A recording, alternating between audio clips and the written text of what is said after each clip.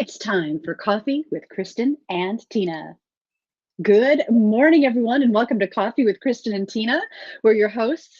Ah, This is Kristin Odell of KLO HR and Leadership Consulting, and I'm Tina Prigge of Vagabond Creative Studio. Our positions are switched this morning, so we don't know where to point. My lighting is funny too. We've got this amazing sun. Yeah, so let's talk about that for a second. I'm so happy to see the sun shining, but it got cold fast. It's like summer clocked out and just ripped out right after its shift. It was like, I'm done. See ya. Yes.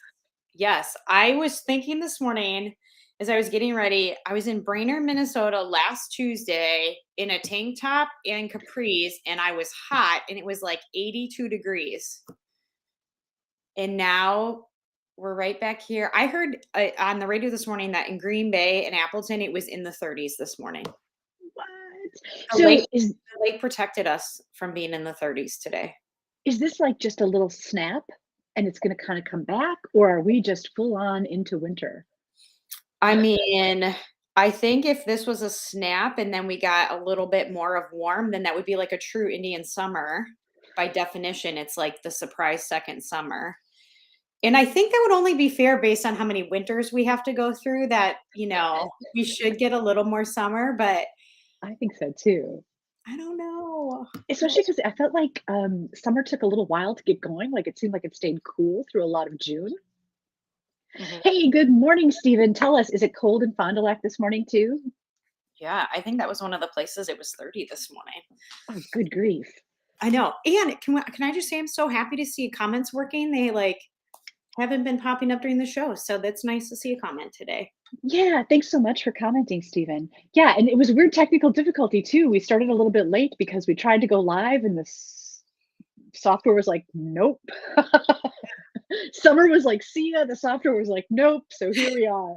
Tina, how do you get started in the morning?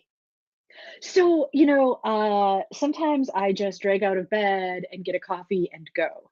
But the last couple of weeks, I've been getting up and then starting with a yoga routine every morning. I've just got an app that, talks you through it. And I don't know if you can tell, but it just jazzes me up. I just have all of this energy and I'm kind of surprised. Like, I know that's supposed to be the case, but the fact that it really is the case, I'm so pleasantly surprised. Jason has said to me a couple of times, like, what's going on? Right. Well, I do. So I have heard that, meditation or a yoga practice can be very energy, just clarity of mind and energy inducing. So I love to hear that was effective for you. As you guys know, I typically go do CrossFit in the morning, but I also tagged out of CrossFit today and I went to yoga at Waves this morning right here in Manitowoc at a 6 a.m. class. And I feel the same. Like I feel very relaxed. I feel like I'm very at peace. I'm ready to get work done today, but I'm chill. And that's a good feeling. So, how do you motivate yourself to get up and actually get dressed and be presentable and go somewhere to practice yoga that early in the morning? I just can't imagine seeing anyone publicly at that time. Even So though I want to, tell me your secret. yeah, so the first code of law, and I will say this is definitely true at CrossFit, and I feel the same at Waves, is you do not necessarily have to be like put together to go there. So, as an example, the way that my hair looks now is not how it looks when I get out of bed in the morning in any close fashion. It's not. And I go to the gym that way, or I go to yoga that way because that is just how I woke up. I sleep as long as physically possible. I set an alarm and a timer. So I snooze once and then I do a timer and then I get up. But I typically have my gym clothes staged and ready. So I actually get out of bed at like 5:30 and I leave here typically about 5:42 to 5:45 to go to the gym. So Okay. bathroom, brush my teeth, throw my clothes on and go. So, you're not eating anything before you go? No eating, Nope. no drinking. I just throw my body right into productivity. Nice. That's so smart. I'm glad to know too that I'm not the only person that utilizes the snooze button. No, somebody actually said to me at the gym, we were talking about like habits, because like Doug is completely opposite. He wakes up before his alarm, typically like 4 o'clock in the morning. He sometimes gets work done. He'll say prayers. He does all of these things in the morning, and then he goes to the gym. He's like fully awake when he gets there. I am not. Am not typically prepared to talk to anybody yet. I'm just ready to get into my thing. And Steven, not even coffee. I feel like I'd have to go to the bathroom in the middle of the workout. So no, my reward for getting up and going is a delicious hot cup of coffee when I'm there, my lighting fixed, as I'm taking the kids to school. So Doug is so awesome. He sets the timer for me on the coffee pot. So it's brewing when I walk in the door. From Aw, yeah. that's Isn't that so awesome. cool? Yeah. Yeah. So So thanks for sharing that bit of your routine with us. I think that yeah, that's valuable. By the way, Stephen also said in Fond du Lac, 39 degrees. yeah. Oh. Chilly, chilly, chilly. Might have to So you might have to bust out a stocking hat. yeah, I was thinking about it. So have you turned the heat on in your house yet? We did last weekend. Well, we camped last weekend and we got home and it was like 63 in the house. My parents were coming to visit and I said, I'm pretty sure my dad's going to be cold. And so we turned it on. It's still very low, but it is on because it's chilly. I How haven't about turned you? it on just yet. I haven't No? turned it on just yet. I thought I can't turn the heat on in the same week that I had the air conditioning on. Yeah. It just, to go from that 80 to that 40, it just, wow. Yeah. I don't think it's running a lot, especially during the like today the sun is shining, so that'll warm the house, so we'll just take full advantage of that, but yeah, I think if it drops to like 64 then or 65, it'll kick on in a little bit just to kind of dry things out, but Yeah.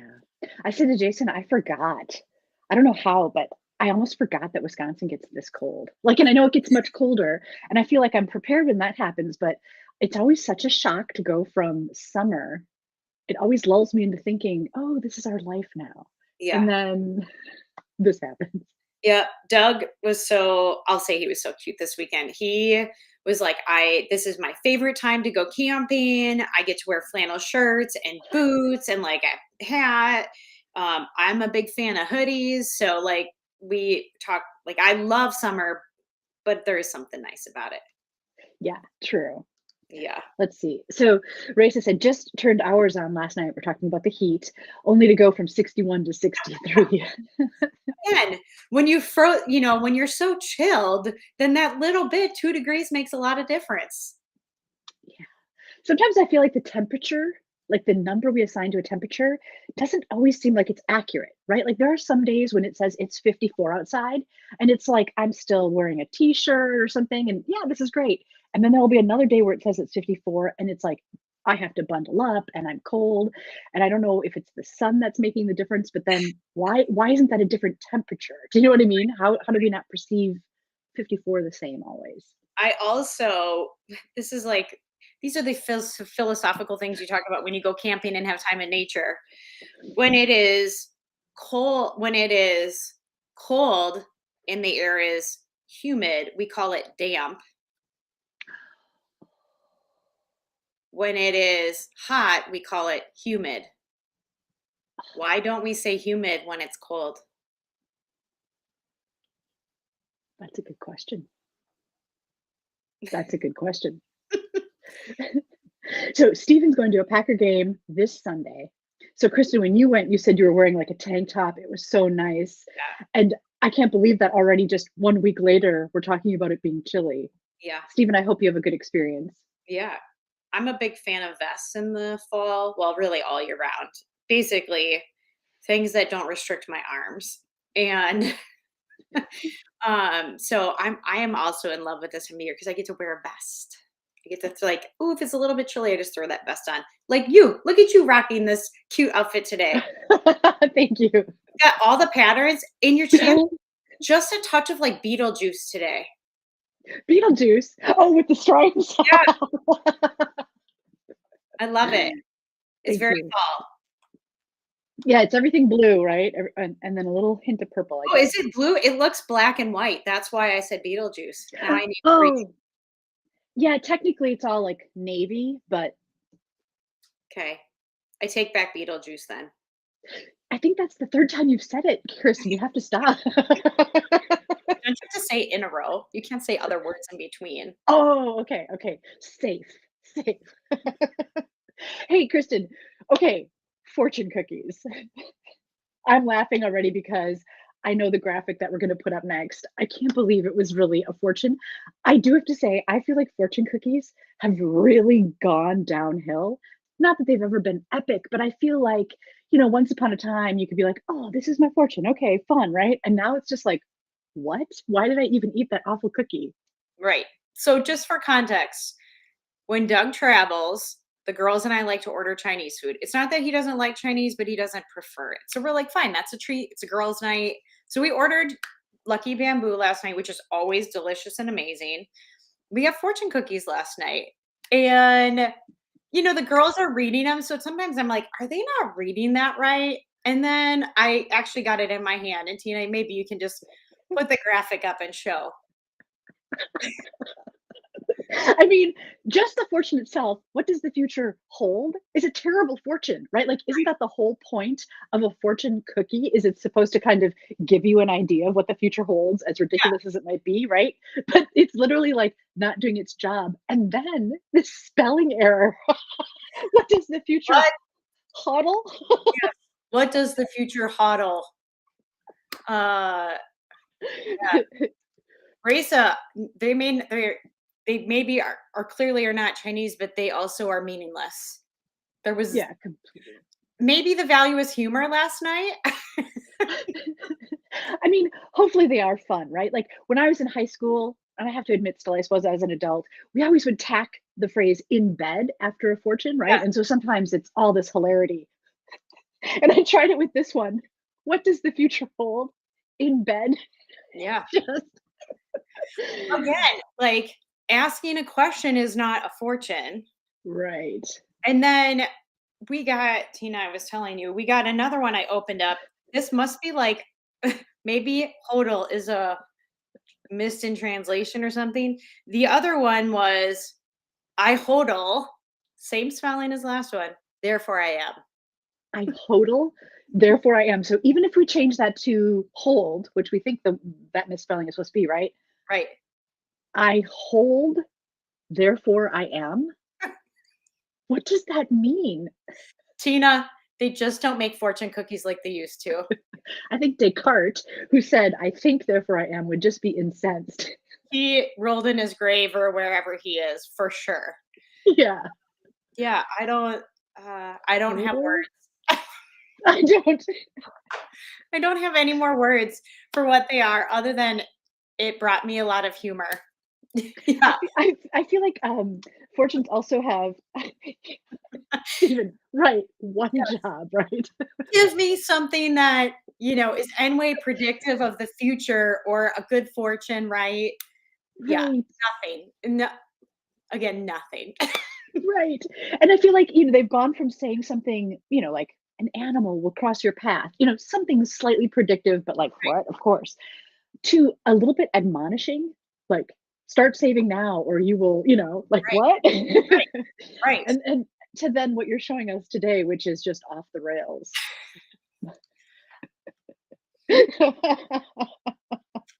Listen, if the editor thought hodl was a real word, then there's no problem.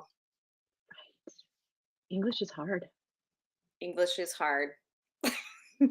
So are philosophical statements that make no sense. I mean, no one person is eating enough fortune cookies that you couldn't have a repetitive cycle, right? So, like those fortunes that they used throughout the 70s, they should really bring those back. I like where did they go? Why aren't they? We had 3 fortune cookies and 2 of the 3 had some misspellings and some questionable phrasing and I don't remember what the other one was, but oh man. Yeah. We got a fortune cookie once where the printing, like it didn't hit the paper right. So it was like cut off partly on the top and the next one was kind of cut off partly on the bottom. It's like, oh, what does Does that that mean mean? does that mean you got 2 fortunes? Yeah, but two completely unreadable ones. Oh, yeah, if they were unreadable, that's no good. No quality there. So, Yeah. They need an editor and a quality checker. right, Right. Yeah. And it actually needs to be something fortunistic. I think so. I think asking an open-ended question, like, "What does your future hold?" is literally, like Steven said, that's the job of the fortune cookie to tell you that. Or I hold, therefore I am. Like, I was like, I hold, therefore I am in bed. I kind of didn't like, nope, that doesn't work either. I mean, what does that mean? Would you pay Wouldn't it extra if it was a good fortune and it said in bed at the end of it? Like you could get for regular fortunes are included, or for an extra 25 cents, you can get an upgraded fortune that includes in bed at the end of the statement. No, because it's easy enough to add in bed. Okay, I would pay an extra 25 cents maybe if I knew it was run past an editor. you would. Like No, the honestly, no. misspellings bother you so much that you would pay for editing. I just want some, like, you know, I know fortunes are typically pithy anyway when they're in a cookie, but come on, a little bit of anyway. And that's so funny. So thanks for sharing that. I laughed a lot about that. Yeah. We also laughed a lot. Doug texted me back. It was funny. Go, do So it. okay, Let's talk about it. I, I'm thinking that this is not Chinese, right? This is so beautiful. Is the purple real or did you color that? I did not color it. This is purple cauliflower. This is from Wilfert's. We got it. So let's see. I made this towards the end of last week. So we got it at the farmer's market essentially a week before, the weekend before that. But tastes exactly the same as regular cauliflower, but it has this beautiful purple color. And as it cooked, it got darker. So it was like this really beautiful deep purple by the time Ooh, it was very yeah. I love it. I wonder if the color changes its, like, nutrient value or anything? You know what I cool. mean? If it has different vitamins or I like to believe that eating the rainbow is a good thing. And I mean, I also saw golden, like orange cauliflower at the farmer's market and white. So there's something to that. Um, I know that eating different colors is a good thing, especially something as deeply colored as that.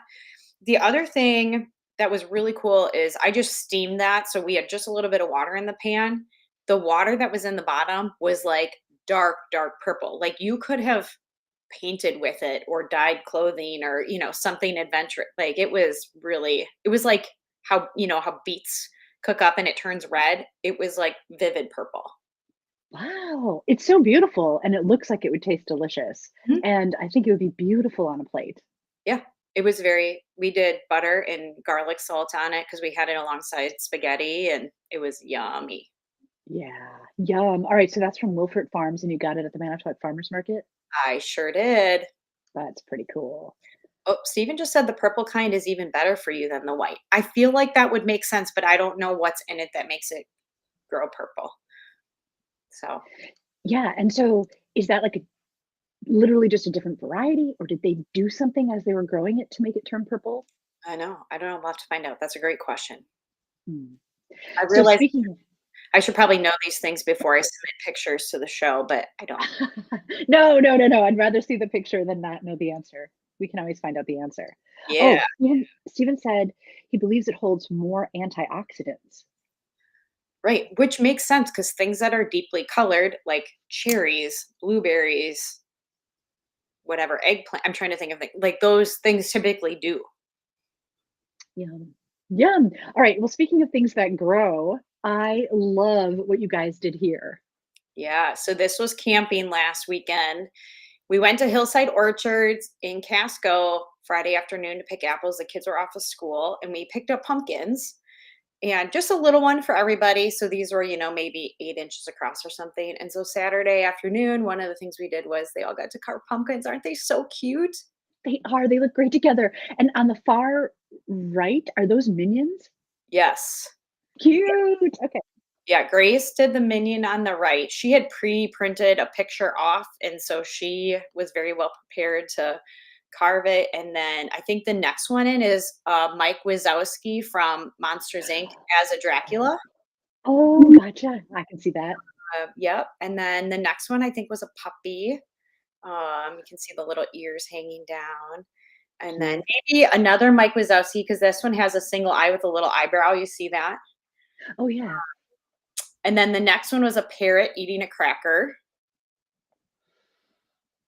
Okay, I can't really see that one, but So that one's third from the right is the parrot flying eating the cracker. okay. And there's a bear, and Oh, then maybe another little puppy or something. I love their creativity. They did such a good job. yeah, too cute. Oh, that is so fun, Kristen. Yeah, good activity. We did roast the pumpkin seeds also over the fire. It was super fun. They turned out awesome. Do you like to make pumpkin pie then too? Well, I will eat anything pumpkin or apple, really, but we did not obviously make pumpkin anything out of those pumpkins. They're hanging out on our porch now. Nice. Jake Yeah. was asking me to make a pumpkin pie, so I'm thinking about it. Can I tell you a secret about pumpkin pie? Yes, please. Pumpkin pie filling is thick enough and sets up enough that you can actually bake it in like a Pyrex dish or a baking dish without crust.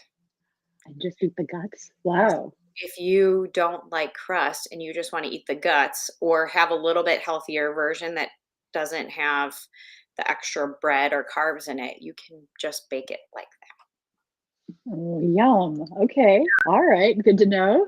There's your secret for today. Okay, so you said you went apple picking. This looks delicious. Yeah. Where so this is at Hillside Farms? This is Hillside Orchards. This is in Casco, right on, I think it's Highway 54. And they had a ton of stuff ready to pick. We picked Cortlands, which were beautiful.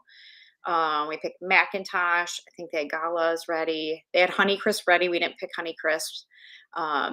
But it was beautiful. Tons of apples on the trees. I think it's in general a good apple year. Um, but we had so much fun. It's amazing how fast you can pick a bag of apples. Do you have to go up on ladders or is it all hanging low enough? Is it like the low hanging fruit? It is all low enough that, we were able to reach, like, obviously I can a little bit taller, so I can reach stuff that the girls can't, but yeah, they were, very it was very easy for them to pick a bag. So you say a bag. So is it like a messenger bag or something like a newsboy wears and you chuck them in there or They just have little clear bags that are like a peck and a bushel, I think is what it is, like, "I love you a bushel and a peck." Have you heard that? I Um, love that song. or a half yeah, a half bushel and a full bushel, I don't know. But they have bags there with the, like, thread in the top so you can cinch it closed. So you just grab, however many bags, like, I gave the kids each, one smaller bag, and they each picked a bag of apples, and then we brought some back for my mom, and one of Grace's friends was along, so we gave another bag to her family. Raisa was camping with us, so we gave some to their family. So um, we shared in the fun. That's awesome. So is Yeah. there an apple pie in your future? Hopefully. Uh, not today. I'm too zen to make pie today. Uh, I don't. Yes, probably apple pie, apple dumplings, applesauce. I mean, really, especially the Cortons. So they're like a crisp apple, but a little bit tart. I love eating them with peanut butter. Like I just think Ooh, it's so good. So um, I don't prefer a super sweet apple. I like something that's a little bit tartar. So we've just been eating them a lot. I do love an apple with peanut butter. Mm, That's such a good snack. it is. It's one of my faves. So So I love this photo too. So this is when you were apple picking as well. yep, this is Also right up. pumpkin. Yeah, this is right up by their building. So they do have pumpkins there as well. I mentioned that earlier, but they have somebody local. So this is not grown on the farm, but they have these giant pumpkins that weigh like 500 or 600 pounds. So you can kind of see them in the backs of the pictures there. But yeah, there's more. Yeah, look at the size of those pumpkins. Those are mammoth. Yeah, they are really, really huge. They're so cool to see like in person. I'm always amazed by like, how do you get that? Like our growing season isn't that long. Like, how do you ever get to grow them that big in the short season that we have, but they know Yeah. they know how to do it, and they know how to do it well. Are those like award winning? prize pumpkins, do you think, at And that size? I would think so. I mean, I don't know what like the world record is, but it's got to be close. It's like James and the Giant Peach, you could almost live inside one of those. Right. Instead of James and the Giant Peach, it's um, Patrick and the Giant Pumpkin. So I wonder if the purpose of growing something like that is for feed, like, so there's enough feed for the animals, or Steven said those pumpkins would take forever to clean out. Yeah, I think, and I don't feel, Steven, we've watched like Halloween Wars on like the Food Channel where they use pumpkin in like scenes and stuff. And a lot of them, you would think there'd be a ton in there, but there's not as much. Like it's just around the outside, like Oh, the inside. Do you know what I mean? Like it's hollow in the middle. there's not as much guts in there as you might imagine. Right. Are the walls thicker than too? Like, is it pretty? Yeah. Yeah. Yeah, Like, interesting. Do they let you climb on them? Like, could the girls sit on them, or is it just I eyes discouraged only? them from doing it because I just imagined like climbing on it and then it busting in half. But I mean, I mean, maybe it would be a big deal. I don't know, but we opted to not risk ruining their pumpkin by Yeah. climbing. And it's interesting to think, like, how did they get it out of the field? They obviously had to have some kind of implement, right? Like a Yes, front end loader or something. they're on pallets, and I believe they use like a forklift on a tractor to pick them up and move them. Okay. Yeah. So I They're wonder huge. if they know, like, if that's a certain type of pumpkin that they know is destined to get large, do they grow it already on the pallet? Do you know what I mean? Or do you think, Oh, I feel like that wouldn't work because things like pumpkins or watermelons, like, don't they need to ripen on the ground? Like, the white spot on a as an example, on a watermelon indicates ripeness, right? so the being on the ground is important to it ripening? Think so? I don't know. Maybe we need to have a pumpkin expert on the show. I love how we always wade into territory where we're like, I don't know. We have no idea. But I think it's nice to think about. And it's when you ask those questions that you end up getting answers, and then you know more in the end. Now, I do know if you have, like, an epic pumpkin or an epic, like, something grows and it's really good, you can save the seeds from that to, like, produce it again. So, maybe those are, like, a variety or family of seeds that they carry the seeds forward. Yeah, so many questions. It's like So many pumpkin questions. theology. Okay, well, this has been so much fun. I cannot believe that it's already after 9 o'clock. So thank you guys for joining us this morning.